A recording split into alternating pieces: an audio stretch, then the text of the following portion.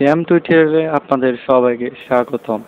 আজকে আমরা stopping by woods on a snow evening by Robert Frost এর কবিতাটি বাংলা অনুবাদ সহ পড়ব। চলেন শুরু করা যাক। Whose woods this are I think I know. এই জঙ্গল কার আমি মনে হয় জানি। কবি বুঝতে পারছেন এটি এবং এক পরিচিত মানুষের জঙ্গল। His house in the village though, তবে তার বাড়ি আছে গ্রামে। মালিক এখানে নেই, তিনি দূর গ্রামে থাকেন। He will not see me stopping here, সে আমাকে এখানে থেমে থাকতে দেখবে না। কবি নির্ভয়ে দাঁড়িয়ে জঙ্গলের দৃশ্য উপভোগ করছেন। To watch his woods fill up with snow, তার জঙ্গলে বরফ জমতে দেখছি আমি। কবি তুষারপাতের সৌন্দর্যের কথা বলছেন, যে কবি তুষারপাতের সৌন্দর্য দেখে মুগ্ধ। My little horse must think it queer, আমার ছোট্ট ঘোড়া হয়তো অদ্ভুত মনে করছে।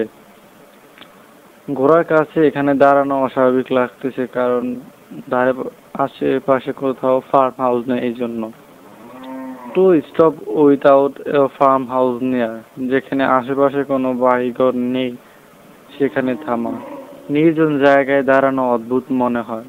ঘোড়াটার মনে হয়েছে নির্জন জায়গায় দাঁড়ানোটা অদ্ভুত মনে হয়েছে। Between the Woods and frozen lake, জঙ্গল আর জমাট বাঁধা হ্রদের মাঝখানে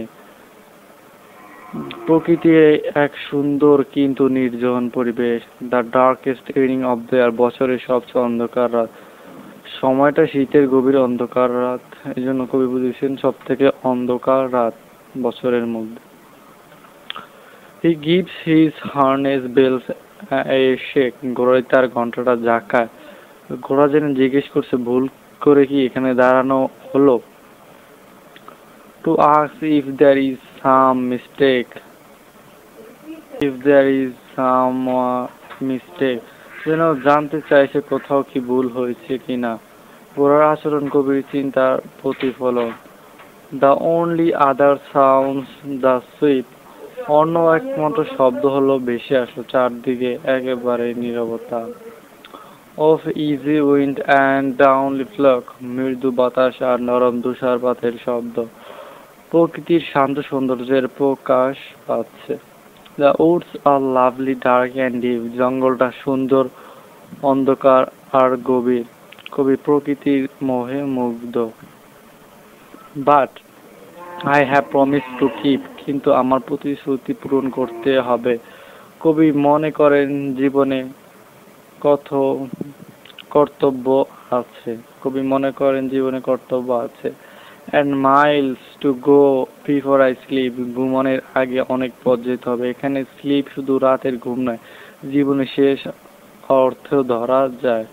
And miles to go before I sleep, ঘুমানোর আগে পথ যেতে হবে। জীবনের দায়িত্ব ও কর্তব্য পূরণ না করে পর্যন্ত বিশ্রাম নেই। এই কবিতার সামারি হচ্ছে, যেখানে সামনে লেখা আছে, কবি এক শীতের সন্ধ্যায় বরফ ঢাকা নির্জন জঙ্গলের ধারে থেমে প্রকৃতির সৌন্দর্য উপভোগ করেন। চারদিকে নীরবতা, শুধু বাতাস আর তুষারপাতের শব্দ। ঘোড়ার কাছে এভাবে থেমে থাকা অদ্ভুত মনে হয়।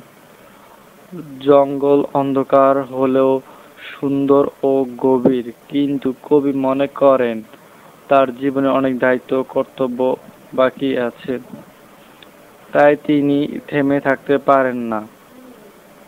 তাকে আবার পথ চলতে হবে, কারণ ঘুমানোর আগে অনেক পথ যেতে হবে। থ্যাংক ইউ আমাদের সাথে ক্লাসটা করার জন্য। আশা করি আপনাদের কাছে ক্লাসটা ভালো লেগেছে। দেখা হচ্ছে অন্য একটা নতুন ক্লাসে।